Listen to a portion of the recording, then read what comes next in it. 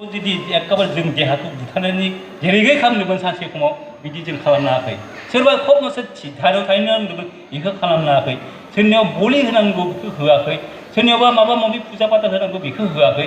खिन्थु दिनै ना होननानै माथो जोङो बाथौ बोराइखौ मोन्दों। ना होननानै माथो जोंनि बेमार आजारा माने मोजां जादों।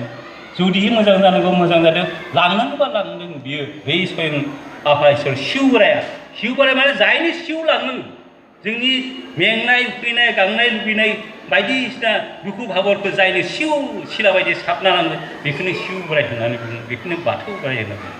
होमबा नायदो बा बेबायदि जोङो बे मागो दमासिया मब्लानि कृष्टि बेखौ एसेबाबो नोंथांमोना आङो माबाबाय एसे इंगित होबाय आरो बस्थु बबेनिफ्राय फैखो।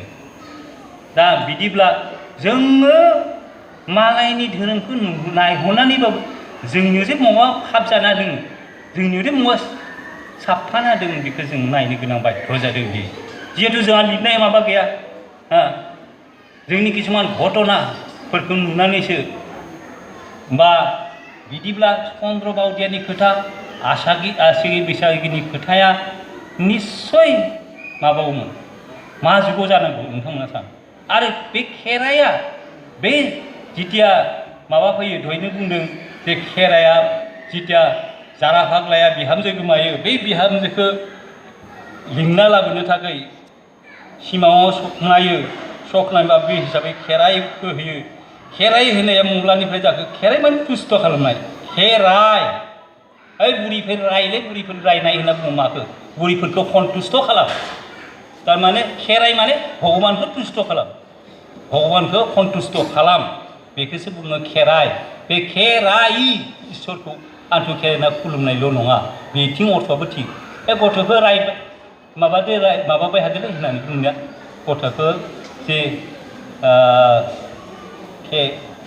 गथ'आ खेरखायदों ओरैहाय बेबायदिहाय जोङो अर्थ सेफायनो थाङोबा गोथौयै साननो थाङोबा गथ'आ दंजोबो गैद्रायाबो नङा आरो गासै दोङो होननाबो खिन्थु माबानो नाङा।